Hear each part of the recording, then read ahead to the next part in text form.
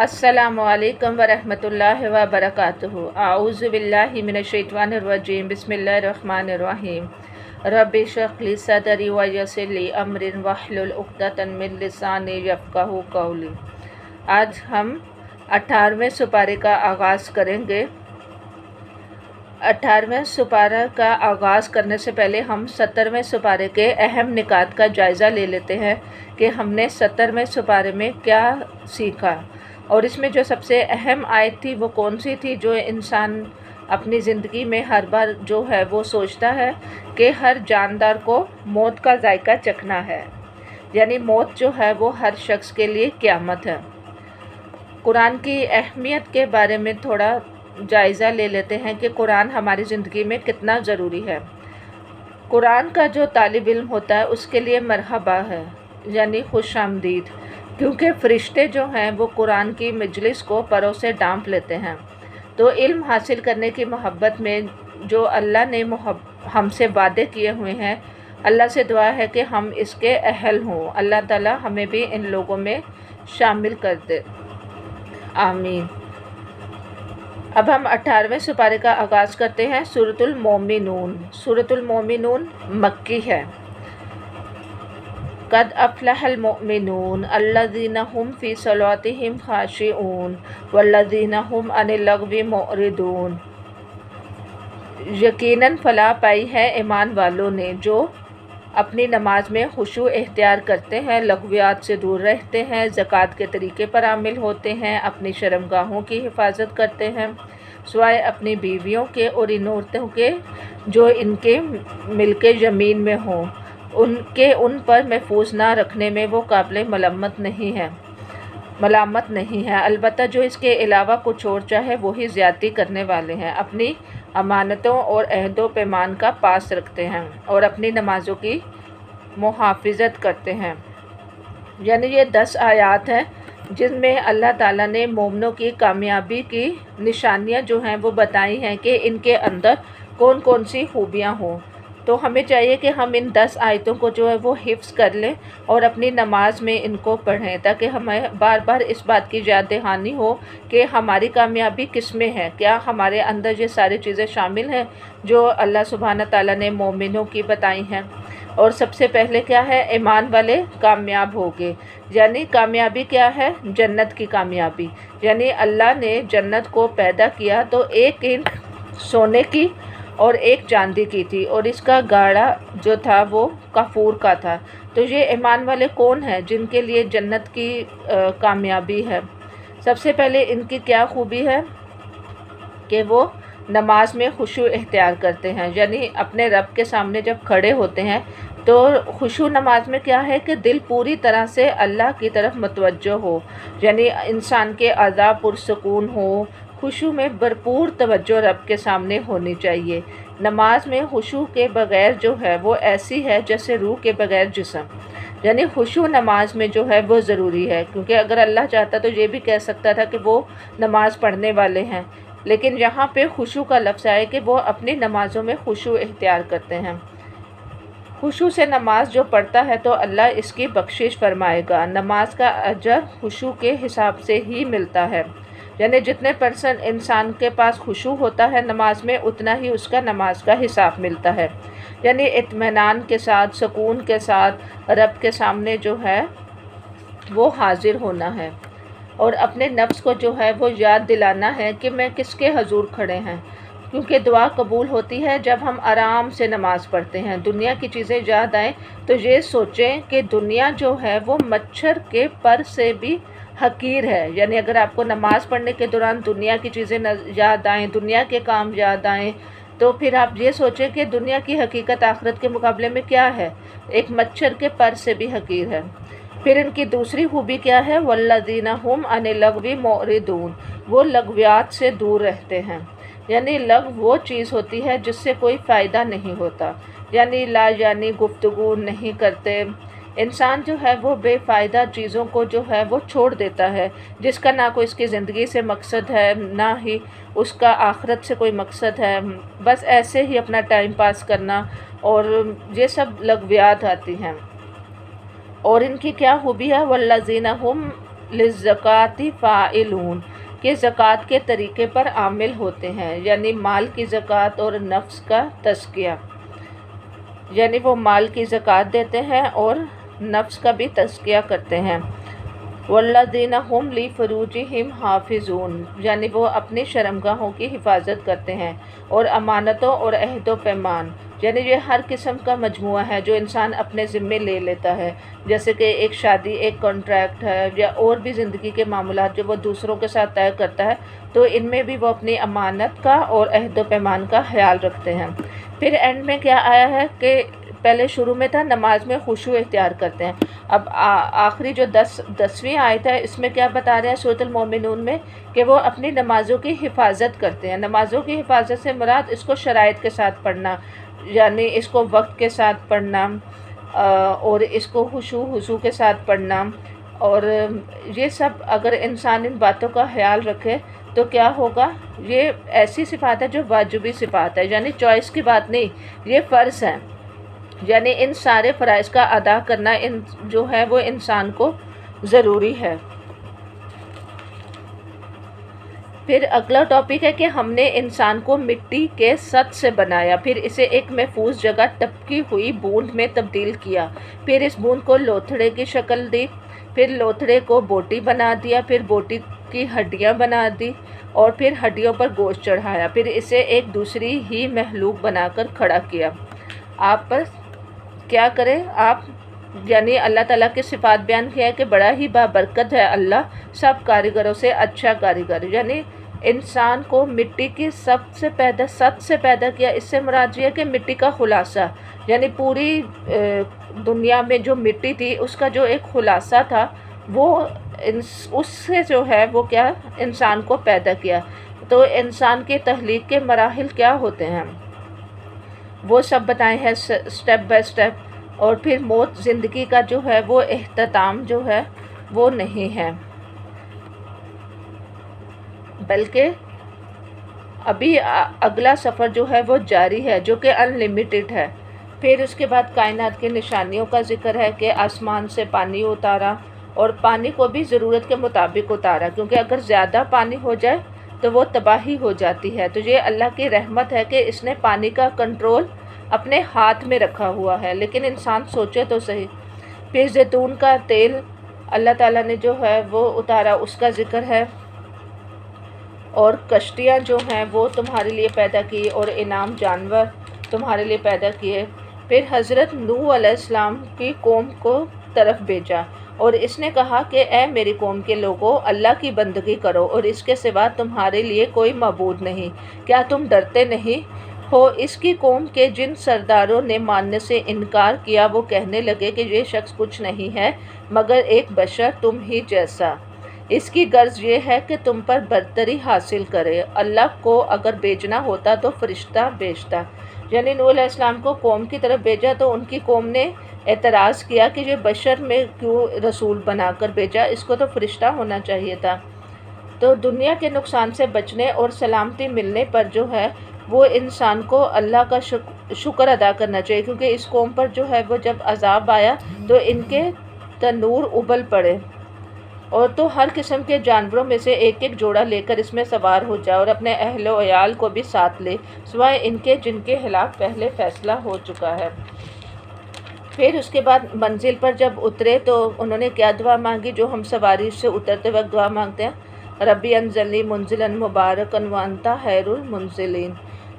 تو نوح علیہ السلام کے بعد کی قومیں جو ہیں وہ آئی، ان کے ذکر ہے کہ اس کے بعد ہم نے ایک دور کی اور قومیں جو ہیں وہ اٹھائی، تو پھر ان میں خود انہی کی قوم کا ایک رسول بھیجا جس نے انہیں دعوت دی کہ اللہ کی بندگی کرو، تمہارے لیے اس کے سوا کوئی اور معبود نہیں، کیا تم ڈرتے نہیں؟ یعنی ہر قوم کے پاس جو بھی رسول آیا اس نے ایک ہی تبلیغ دی کہ اللہ کی بندگی کرو، اس کے سوا تمہارا کوئی معبود نہیں، لیکن انسان کو پیغمبر کی بات جو ہے وہ ماننا جو ہے وہ نہ آئی، یعنی جس کو اپنے رب کی طرف سے وحی آتی ہے، تو میں انسان بہت ساری باتیں جو ہیں وہ دوسروں کی جو ہیں وہ کیا ہوتی ہیں، امانتیں ہوتی ہیں، تو انسان کو جو ہے وہ کیا کرنا چاہیے، اپنی امانتوں کا پاس رکھنا چاہیے، یعنی جو دین جو ہے وہ صرف یہ نہیں ہے کہ انسان صرف نماز، روزہ، زکوٰۃ یا حج کرے، بلکہ دوسرے انسانوں کے ساتھ بھی معاملات جو ہیں وہ احسن طریقے سے نبھائے۔ تو قومیں جو ہے وہ ہر قوم اپنے وقت پر پیدا ہوئی ہے۔ انسان جب خواہشات پر عمل کرتا ہے تو حق بات کو رد کر دیتا ہے اور جھٹلاتا ہے۔ اس وجہ سے جو جتنی بھی ان قوموں کا ذکر ہے، موسیٰ علیہ السلام کو جھٹلایا، مریم علیہ السلام کے انعامات کا ذکر ہے، پھر پیغمبروں کی جماعت جو تھی جب آئی تو ان کو کہا پاکیزہ چیزیں کھاؤ، رزق حلال نیک کاموں میں مددگار ثابت ہوتا ہے، کیونکہ رزق میں بھی طیب کا اہتمام ضروری ہے کہ صاف ستھری چیزیں کھاؤ۔ یعنی کھانے میں انسان جو ہے وہ ڈیلی اپنا سپینڈ کرتا ہے، یعنی خرچ کرتا ہے، کھانا ایک ایسی چیز ہے۔ تو انسان کو کھانے میں کس چیز کا انتخاب کرنا چاہیے؟ طیب پاکیزہ چیزیں۔ مال اور اولاد بلائیاں نہیں دے رہے ہیں، بلکہ کامیاب وہ ہے جن کے اندر رب کا خوف ہو۔ تو پھر جو اپنے رب کی آیات جو ہیں وہ ان پر جو ہے وہ ایمان جو ہے وہ لاتا ہے، تو پھر نیک عمل کے بعد بھی اس کی قبولیت سے جو ہے وہ ڈرتا ہے، قبولیت ہوئی ہے بھی کہ نہیں۔ تو انسان کو ہمیشہ کیا کرنا چاہیے؟ اپنے اعمال کو جو ہے وہ دیکھنا چاہیے کہ وہ کس سٹینڈرڈ کے ہیں۔ کسی نفس کو اس کی طاقت سے زیادہ اللہ تعالیٰ تکلیف جو ہیں وہ نہیں دیتے۔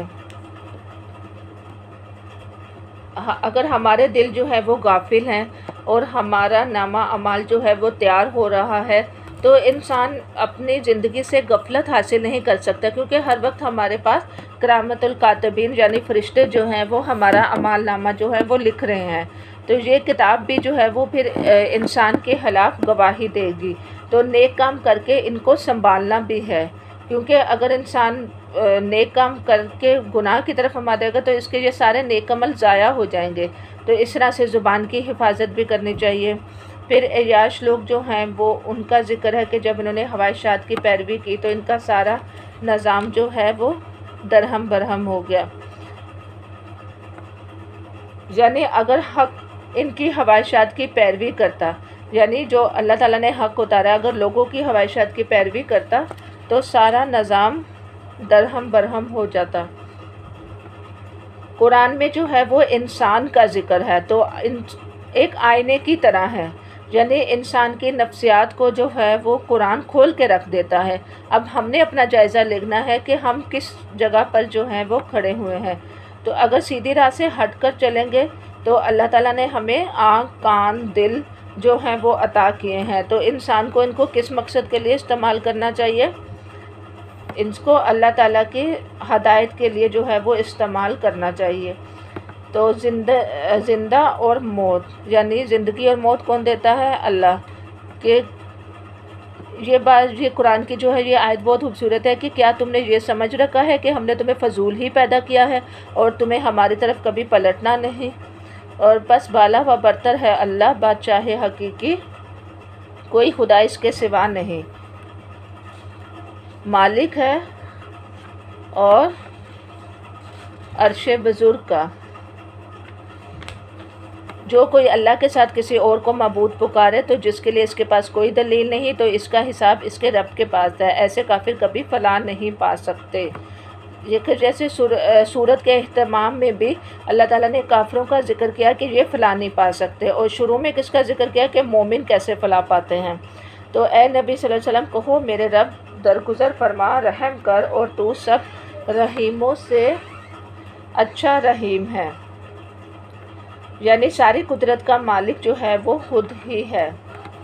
تو 7 آسمان جو ہیں وہ اللہ تعالیٰ نے بنائے، اور عرش جو ہے وہ 7 آسمان سے بھی اوپر ہے۔ تو اللہ کی معرفت جو ہے وہ انسان کی حیثیت میں اضافہ کرتی ہے۔ تو کائنات کا نظام اتنے سکون سے جو ہے وہ چل رہا ہے، تو یہ کس بات کی تصدیق کرتی ہے کہ کوئی ایک خاص ہستی ہے جو اس کو چلا رہی ہے، کیونکہ اگر کائنات میں 2 الہ ہوتے تو یہاں پر انسان جی نہ سکتا۔ تو نبی کریم صلی اللہ علیہ وسلم کو جو ہے وہ سہارا دیا جا رہا ہے کہ شیطان کی اکساہٹوں سے بچے، اور شیطان کی جو ہے وہ دعا وہ بتائی جا رہی ہے کہ وہ کیا کہتا ہے؟ ہمزاتی کے غضب کے حملے۔ یعنی جن میں انسان اپنے آپ کو کنٹرول نہیں کر پاتا۔ تو شیطان غصے میں انسان کو جو ہے وہ کنٹرول کر لیتے ہیں، کیونکہ غصہ ایسا ہوتا ہے جو انسان کو اپنے کنٹرول سے باہر نکال لیتا ہے، یعنی انسان کمزور پڑ جاتا ہے۔ تو اس میں کمزور نہ پڑے، کیونکہ وہیں پر غصے میں ہی شیطان جو ہے وہ حملہ کرتا ہے، کیونکہ غصے کی حالت میں ایک غلط بات انسان کو نقصان پہنچا سکتی ہے۔ پھر انسان یہ خواہش کرے گا کہ مجھے موت آئے تو مجھے دنیا میں واپس جائیں اور اچھے کام کریں۔ تو موت جو ہے وہ کیا ہے؟ آخرت کے درمیان میں ایک برزخ ہے جو حائل ہے، جہاں پر ساری روحیں جو ہے وہ رہتی ہیں۔ تو یہ برزخ کیا ہے؟ دنیا اور آخرت کے بیچ میں ایک پردہ ہے، یعنی جو انسان ایک بار مر جاتا ہے تو وہ واپس نہیں آ سکتا۔ تو پھر سور پھونکا جائے گا، سارے رشتہ دار اجنبی ہو جائیں گے، اور سور والا فرشتہ جب سے پیدا ہوا ہے، یعنی جو سور لے کر منہ میں لیے ہوئے ہے فرشتہ، تب سے اس نے سور منہ میں ڈالا ہوا ہے، اور اس کی نظریں جو ہیں وہ عرش پر اللہ تعالیٰ کے لگی ہوئی ہے، کہ وہ مسلسل انتظار میں ہے کہ کب میرے رب کا حکم آئے گا تو میں یہ کام تمام کر دوں۔ تو پھر آپ اس سے اندازہ لگائیں کہ ہماری زندگی جو ہے وہ کتنی کم ہے، اور ہم کتنے موت کے قریب ہیں، اور پھر بھی ہم غفلت میں پڑے ہوئے ہیں۔ پھر اگر انسان نے جو ہے نیکی جو ہے وہ کی ہوگی، تو چاہے وہ چھوٹی ہی نیکی کیوں نہ کی ہوگی، تو وہ بھی اس کے سامنے آ جائے گی، کیونکہ قیامت والے دن انسان ایک نیکی کے لیے بھی ترسے گا۔ تو جہنم کی آگ چہرے کو جلس دے گی۔ بار بار جب جہنم کا ذکر آتا ہے تو چہرے کا ذکر آتا ہے کہ چہرے کو جلس دے گی، جبڑے باہر نکل آئیں گے۔ یعنی اگر دنیا میں انسان کے جبڑے باہر نظر آ جائیں تو کتنی ہیبت ناک شکل ہو جاتی ہے۔ گمراہ اور لوگ جو ہیں وہ بدبختی ان پر آ گئی، یعنی ان پر خواہشات جو ہیں وہ غالب آ گئے۔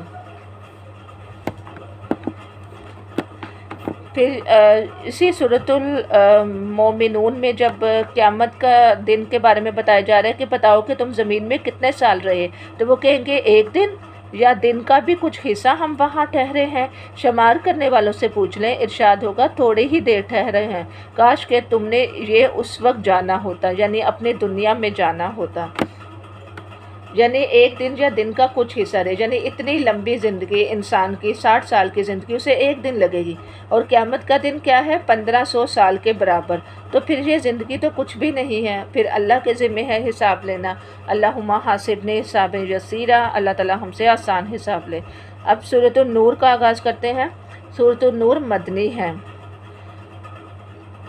یہ ایک سورت ہے جس کو ہم نے نازل کیا ہے، اور اسے ہم نے فرض کیا ہے، اور اس میں ہم نے صاف صاف ہدایات نازل کی ہیں، یعنی سورت ہم نے نازل کی ہے، اللہ تعالیٰ نے اپنی طرف منسوب کی اس کی اہمیت کی وجہ سے، یعنی اس کے احکامات پر عمل کرنا لازم ہے۔ یہ واضح آیات ہیں۔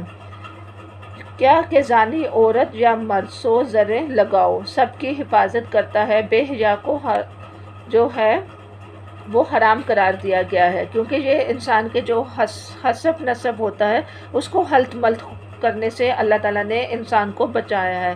تو انسان کا ایمان رخصت ہو جاتا ہے جب وہ زنا کرتا ہے، تو زنا کرتے ہوئے ایمان کا نور جو ہے وہ اٹھا لیا جاتا ہے، کیونکہ سورۃ النور میں زانی عورت، زانی مرد کا جو ہے وہ ذکر ہے۔ تو زنا اور توبہ کیے بغیر اگر کوئی مر جائے تو اس کا انجام کیا ہے؟ یعنی اس کا جسم جو ہے وہ پھول جاتا ہے، اور اس کی اسمیل اتنی بڑھ جاتی ہے کہ آپ صلی اللہ علیہ وسلم کو ان کا انجام دکھایا گیا۔ تو اللہ تعالیٰ ہمیں اور ہماری قوم کو جو ہے وہ اس کیفیت سے جو ہے وہ بچائے۔ یعنی اس لیے کہا گیا ہے کہ اسلام کی جو ہے وہ ایک حد قائم کرنا 40 دنوں کی بارش سے بہتر ہے، کہ اس سے کتنا اسلام کے قانون سے جو ہے وہ ایک سکون کی کیفیت پیدا ہوتی ہے۔ تو اگر انسان کوئی غلط کام کرے، سچے دل سے توبہ کر لے تو توبہ کے بعد شادی ہو سکتی ہے، لیکن اگر توبہ نہ کرے تو 100 کوڑے لگاؤ۔ الزام لگانا پاک دامن عورتوں پر ایک کبیرہ گناہ ہے۔ تہمت لگانے والے کو قیامت میں کیا پڑیں گے؟ کوڑے پڑیں گے۔ تو انسان کو اپنے ہی باتوں میں ایسی باتوں میں جو ہے وہ ملوث نہیں ہونا چاہیے، جیسے کہ کوئی اسکینڈل کھڑا ہے یا کہیں پہ کوئی افیئر چل رہا ہے تو ہم بھی اس میں مزہ لینے لگ جائیں یا کچھ، تو یہ چیز بہت خطرناک ہے، کیونکہ انسان بھی پھر اس تہمت میں جو ہے وہ شامل ہو جاتا ہے، اور اس کی کیا سزا ہے کہ قیامت میں کوڑے پڑیں گے۔ تو ہم اس چیز کو اپنی زندگی میں جو ہے وہ کتنا لائٹ لیتے ہیں۔ تو کسی بھی لڑکی کی عزت سے کھیلنا جو ہے وہ اس کا ایک قیمتی معاملہ ہے۔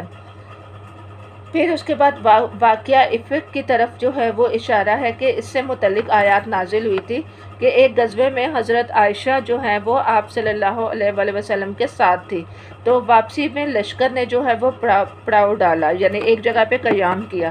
تو رفع حاجت کے بعد کیا ہوا، حضرت عائشہ جب رفع حاجت کے لیے گئی تو ان کا ہار گم ہو گیا۔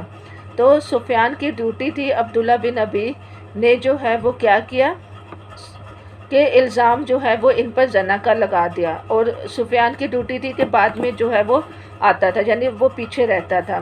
تو 1 مہینے تک جو ہے وہ وحی کا جو ہے وہ نزول نہیں ہوا۔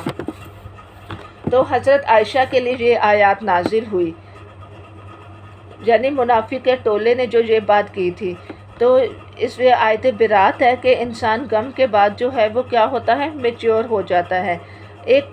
اور دوسرا یہ کہ اسلام کا بھی ایک ضابطہ حیات قائم کرنا تھا، کیونکہ مومن مرد یا عورت پر جو ہے وہ اس طرح سے الزامات لگانا جو تو صریح بہتان ہے، یعنی بغیر علم کے آپ بات کر رہے ہیں، تو یہ کوئی معمولی بات نہیں۔ یعنی انسان کو اپنے گناہوں کو حقیر نہیں سمجھنا چاہیے کہ کیا پتہ اللہ کے ہاں وہ کتنا سنگین ہو جائے۔ تو اس لیے کہا گیا کہ نبی کریم صلی اللہ علیہ وسلم کی بیوی کے بارے میں اچھی گواہی کیوں نہ دیں، ایمان لانے والے میں بے حیائی جو ہے وہ نہیں ہوتی، وہ بے حیائی میں اشاعت نہیں کرتے، یعنی اس کو نشر نہیں کرتے، کیونکہ جب بے حیائی عام ہو جاتی ہے تو وہ کیا ہے، قیامت کی بھی نشانیاں ہیں اور اللہ کو سخت ناپسند ہے۔ اور بے حیائی میں صرف انسان کا لباس نہیں آتا، بلکہ بدتمیزی اور گالیاں دینا، بے خدا بات کرنا، یہ سب آتی ہیں۔ تو یہ شیطان کے نقش قدم پر جو ہے وہ نہ چلو، یعنی پاک دامنی جو ہے وہ انسان کو اپنے رب سے مانگنی چاہیے۔ تو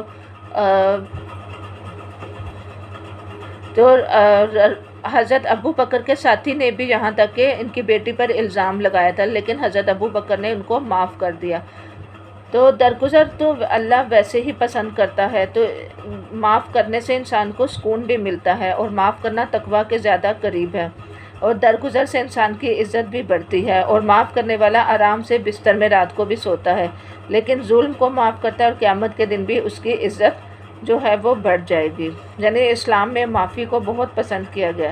تو پاکیزہ مرد اور پاکیزہ عورتوں کے لیے ہے، مسلمانوں کے ایک معاشرتی زندگی کے آداب تھے جو انسان ایک دوسرے کے ساتھ میل جول رکھتا ہے، تو وہ بتائے جا رہے ہیں، وہ مسلمانوں کو سکھائے جا رہے ہیں سورۃ النور میں۔ یعنی سب سے پہلے تو انسان کے سورۃ المومنون میں انسان کی انڈیویجول لائف کے بارے میں بتایا گیا کہ وہ کون کون سی صفات کو جو ہے وہ اپنائے، اور اب جو ہے وہ سورۃ النور میں انسان کی معاشرتی زندگی پر جائزہ لیا جا رہا ہے کہ وہ کس طرح سے اپنی زندگی گزارے۔ جیسے کہ آتا ہے کہ دوسروں کے گھروں میں جو ہے وہ بغیر اجازت کے داخل نہ ہو، اسی طرح سے گھر میں سلام کر کے داخل ہو، چاہے بڑا ہو یا چھوٹا ہو، لیکن اگر تمہیں گھر میں آنے کی اجازت نہ ملے تو داخل نہ ہو۔ بے آباد گھروں میں داخل ہونے میں البتہ کوئی پابندی نہیں۔ پھر کیا کہا، اے نبی صلی اللہ علیہ وسلم، مرد عورتیں جو ہیں وہ کیا کریں، مومن مرد اپنی نگاہیں نیچے رکھیں، یعنی آنکھ جو ہے وہ کیا ہے، دل کا دروازہ ہے۔ دل کا دروازہ مطلب یہ کہ فتنے کا دروازہ ہے جو انسان کو زنا کی طرف لے جائے۔ تو جیسے کہ اس میں جو ہے وہ فحش تصویریں دیکھنا اور موویز وغیرہ دیکھنا، یہ سب آ جاتا ہے۔ تو اپنی نگاہوں پہلی نظر میں تو معافی ہے، لیکن اس کے بعد جان بوجھ کے مزے کے طور پر دیکھنا یا کچھ، تو یہ سب گناہ ہے۔ تو عورت کی زینت بتائی گئی ہے کہ وہ اس بناؤ سنگار کو جو ہے وہ ظاہر نہ کرے۔ بناؤ سنگار میں کیا آتا ہے، میک اپ، زیور وغیرہ صرف اپنے محرم رشتہ داروں کو دکھا سکتی ہے، لیکن غیر محرم کو نہیں۔ اور یہاں پر خاص طور پر کیا کہا ہے کہ پاؤں مار کر نہ چلے، یعنی اکڑ کر مت چلے۔ تو توبہ جو کرتا ہے تو وہ کامیاب ہو جاتا ہے۔ नबी करीम सल्लल्लाहु अलैहि वसल्लम भी 70 बार तौबा करते थे, तो मुजाहिद जितनी ज़्यादा तौबा करते जाएं तो इसके फ़ायदे ही फ़ायदे हैं। फिर इसी तरह से निकाह का हुक्म आ रहा है सूरत नूर में बार बार कि जब तुम्हारी औलाद जवान हो जाए तो इसमें निकाह करने में तख़यीर नहीं करनी चाहिए, क्योंकि निकाह जो है वो एक कशादगी का बायस है। क्योंकि बच्चे जवान हो जाते हैं तो आप इनकी शादी की फ़िक्र करें, क्योंकि शादी कामों में रुकावट जो है वो नहीं बननी चाहिए, क्योंकि इंसान ज़िना की तरफ जो है वो माइल हो जाता है। लेकिन शादी में अल्लाह ताला ने बाइसे बरकत रखी है। तो आसमान और ज़मीन का नूर अल्लाह ताला ने बताया है, ये बहुत ही खूबसूरत आयत है। तो अल्लाह ताला तो ख़ुद बज़ाते नूर है, फिर इसका हिजाब भी नूर है, और इसके नूर से अर्श जन्नत भी नूर है। यानी अब नूर को ज़रा अपने तसव्वुर में लेकर आए कि नूर की मिसाल अल्लाह ताला ने जो है वो किस तरह से जो है वो दी है, कि अल्लाह ताला की ज़ात भी नूर, इसका हिजाब भी नूर, इसका अर्श भी नूर, इसकी जन्नत भी नूर, तो फिर मार्फत इलाही भी नूर। तो नूर नहीं होगा तो क्या होगा? गटा टोप अंधेरा, यानी अंधेरे में इंसान डूब जाएगा। लेकिन इसके नूर के मिसाल कैसे है कि वो एक ताक की तरह चिराग की रोशनी जो है वो जमा कर देता है। ताक यानी वो भी शीशे के फनूस में हो जिसकी रोशनी फैलती है, तो जैतून के तेल से इसको रोशनी दी जा रही है। तो सूरज की रोशनी जो है वो डायरेक्ट उस पर पड़ती हो, यानी इनडायरेक्ट नहीं। तो सोचो कि एक शीशे के चीज़ में आपने मिसाल के तौर पर खुद भी तजर्बा किया होगा कि जब रोशनी पड़ती है सूरज की तो वो किस तरह से वो फैलती है रोशनी, फिर नूर पर नूर। तो आँख की रोशनी जो है वो जैतून के तेल की तरह रोशनी, यानी ये अल्लाह ताला ने मोमिन की मिसाल दी है। यानी एक मोमिन जो होता है वो फितरत पर होता है, यानी फितरत क्या है? इसका नूर है, यानी फितरत का नूर है। तो साफ तेल की तरह वो पाक ईमान लेकर आया है। तेल की मिसाल किस पर है? ईमान पर, और उसको रोशन कर दिया, और कुरान और इल्म का नूर उसको मिला, यानी नूर से ही इसका आगाज़ हुआ। यानी इसकी फितरत में नूर, और फिर इसका ईमान नूर, और फिर उसके बाद जो इसको कुरान का इल्म मिला वो नूर। फिर इंसान जब हराम चीज़ों से बचता है तो इसको इसका नूर नसीब होता है। तो फिर ये ख़ुद अपने नूर से फ़ायदा नहीं उठाता बल्कि अपने आसपास के माहौल में भी नूर पैदा करता है। कि जैसे कि आपको पिछले सुपारों में अंदाज़ा हो गया होगा कि अमर बिल मरूफ व अनिल मुनकर का, तो इंसान फिर जो मोमिन होता है वह नूर अला नूर बन जाता है, यानी नूर पर नूर, अपने इर्द गिर्द के माहौल को भी नूर से रोशन कर देता है। तो अल्लाह ताला से दुआ है कि अल्लाह ताला हमें भी जो है वो नूर मिलने की जो है वो तौफीक अता फरमाए, और हम भी इस तरह के बन जाए, ऐसे मोमिन बन जाए। फिर मस्जिद में मोमिन वो होता है जिसका दिल मस्जिद में अटका हुआ होता है, यानी इसके दिल में हर वक्त अल्लाह की याद जो है वो गाफिल होती है। क्योंकि अपने घरों को कब्रिस्तान ना बनाओ, तलावत करें। रमज़ान के बाद भी आपने कुरान को छोड़ना नहीं कि बस रमज़ान में ही कुरान पकड़ा तो उसके बाद बेदुनिया के कामों में लग गए, घर के कामों में लग गए। कुरान को अपनी ज़िंदगी का हिस्सा बनाएं और इसको ईमान से रोशन रखें, क्योंकि वो घर आसमान में सितारों की तरह चमकते हैं जहाँ कुरान और अल्लाह का ज़िक्र होता है। यानी कि आप नहीं चाहते कि आपका घर भी आसमान में, यानी जो आसमान वाले हैं वो आपके घर को सितारों की तरह चमकते देखें, कि देखें यहाँ पर तो अल्लाह का ज़िक्र होता है और यहाँ पे तो कुरान पढ़ा जाता है। तो अल्लाह ताला हमारे घर को भी ऐसा बना दे कि जिसमें कुरान का ज़िक्र हो और अल्लाह की बातें हों और कुरान की तिलावत हो, ताकि हमारा घर भी रोशन चमकते सितारे की तरह नज़र आए। आमीन। तो ऐसे लोग ना तिजारत ज़िक्र से अल्लाह से गाफिल होते हैं, यानी घर का काम हो, कोई भी काम हो, लेकिन ज़ुबान हर वक्त अल्लाह के ज़िक्र से तर रहती है।